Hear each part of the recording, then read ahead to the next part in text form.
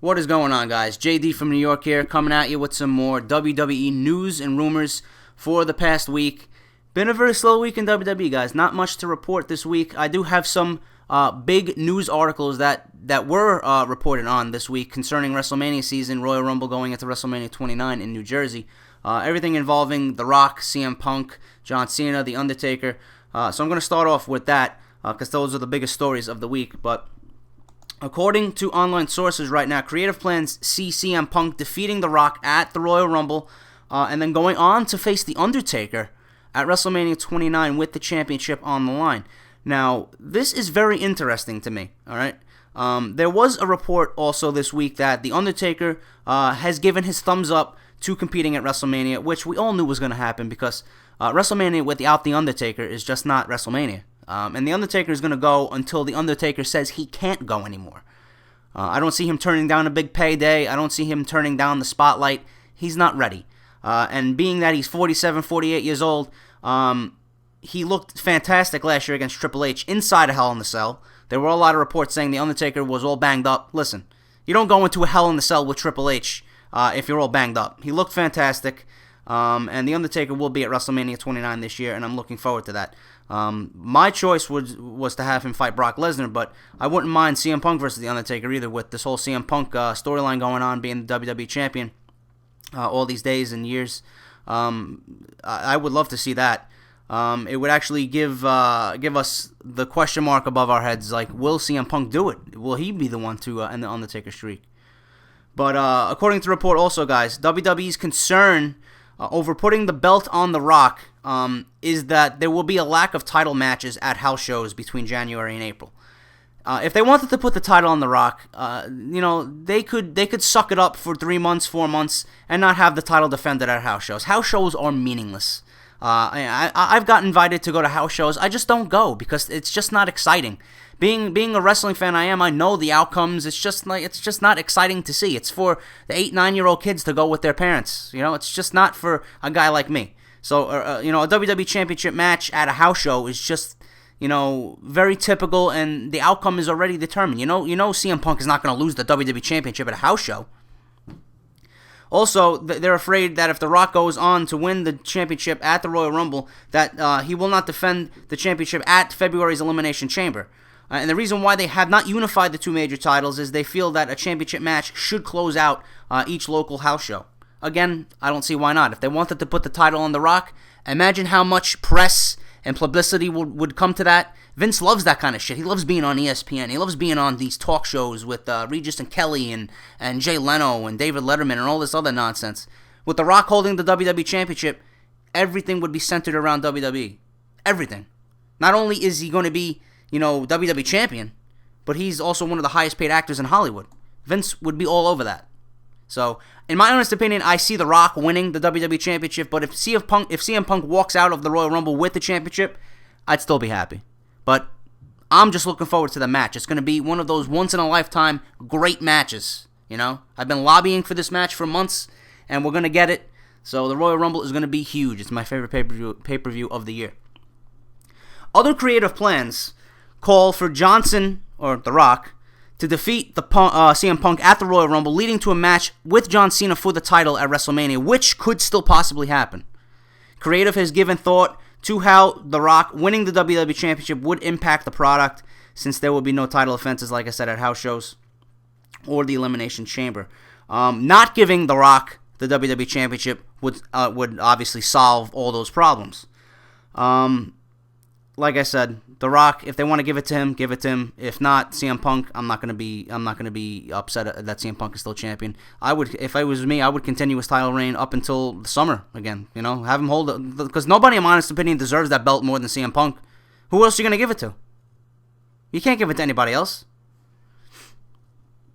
The Rock is currently scheduled to appear at the Monday Night Raw taping following the Royal Rumble. That is expected. Expect for The Rock to be on WWE TV a lot going into WrestleMania, even though he's got a lot of movie stuff coming up with G.I. Joe and everything else he's doing. Figure 4 Weekly, like I said, is reporting WWE recently reached out to The Undertaker. He is currently on board. He gave his thumbs up to work a high-profile match at WrestleMania, like I said, which is expected. Undertaker and WrestleMania go hand in hand. One without the other is just not the same.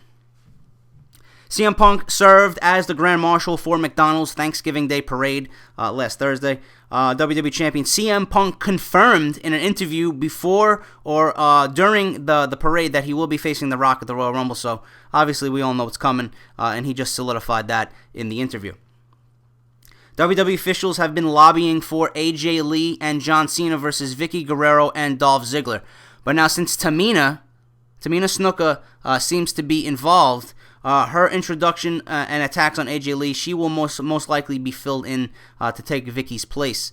Vicky will just be the manager of the team. Now, there have been discussions for this match to take place at TLC, but I don't think it should be taking place at TLC. I think Ziggler and Cena can put on a 5-star classic if they wanted to.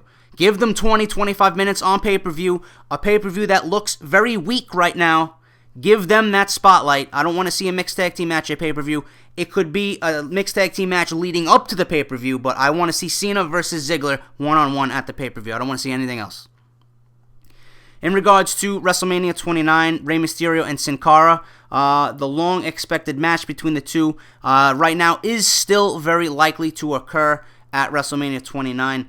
They have been a team since September. To me, I think they're building up the team to actually hold the tag team championships and then feud at WrestleMania, but we'll see. Plans could still change, but I would love to see a match between the two. It would definitely be a spectacle that only WrestleMania can hold. So look forward to that. This is an interesting piece of news. WWE Raw has been opening up their broadcasts with a man narrating video packages. Vince McMahon was actually shown a tape of TNA's Impact Wrestling show. He was actually informed of the concept by an employee and became intrigued. So he immediately concluded that his company can do that better. That's why we've been seeing like a narrating video package to open Monday Night Raw for the past couple weeks. Listen, if you want to bite off TNA, then bite off TNA, but a blatant ripoff is just wrong. WWE shouldn't even worry about TNA and worry about what they're doing. TNA serves no threat to WWE. This is just Vince McMahon being Vince McMahon, and he's got to be the best at everything. This is just nonsense. Vince McMahon should be worried about his own product, his own creative writing team, his own storylines, which have been piss poor lately. Worry about putting on quality television for your audience. Don't worry about TNA. TNA is meaningless to me. It should be meaningless to you, Vince. Come on. As of Monday night, matches planned for December's TLC pay-per-view include R-Truth vs. Antonio Cesaro for the United States title. Boring. Wade Barrett vs. Kofi Kingston for the Intercontinental Championship. That could be a good match. Rey Mysterio and Sin Cara versus the Primetime Players versus Kane and Daniel Bryan in a ladder match for the tag team titles. That should be interesting. There's also talk about ending the feud between Randy Orton and Alberto Del Rio in a last man standing match, something similar at TLC. I would be all for that. They've put on great matches in the past couple of weeks, so I wouldn't mind them going at it one more time to end that feud once and for all. One of the reasons Dolph Ziggler has not cashed in his Money in the Bank contract yet is because his feud with John Cena was pushed back from its original plans until now. They probably will have a match one-on-one at TLC, and there is a feeling that Ziggler needed a feud with Cena first before having a run with the World Heavyweight Championship. I agree with that. A win over Cena would solidify and cement Dolph Ziggler as the World Heavyweight Champion. It would give him the push and the rub that he so needs. They've been doing a good job over wins with the Randy Orton lately. Having a win over John Cena would definitely put him in that spotlight. Us smart fans know that Ziggler is one of the best wrestlers on the roster. He deserves the championship.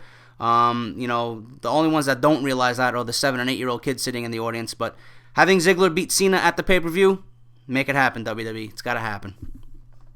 And finally, Monday Night Raw's rating this week was a 2.72, down from a 2.9. The third hour is killing them. I won't go on to say anything more. It is such a chore to get through Monday Night Raw, and the fact that they open up the show with Ryback over Tensai just speaks volume about how lazy the WWE creative writing staff is. CM Punk's celebration with the NXT guys should have opened up the show, and they could have did so much more to build off how great that ending was at Survivor Series. It's just very poor that WWE went that route and put on a piss poor show.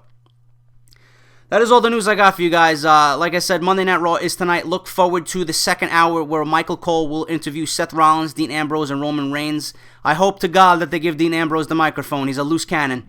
Just imagine old school Roddy Piper and Brian Pillman mixed. That's what you get in Dean Ambrose. I can't wait for it.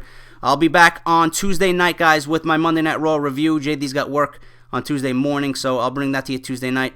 And for everything else WWE, subscribe to my channel, hit that like button, rate, do whatever you got to do. This is JD signing out, guys. I'll see you Tuesday. Enjoy Monday Night Raw. Peace.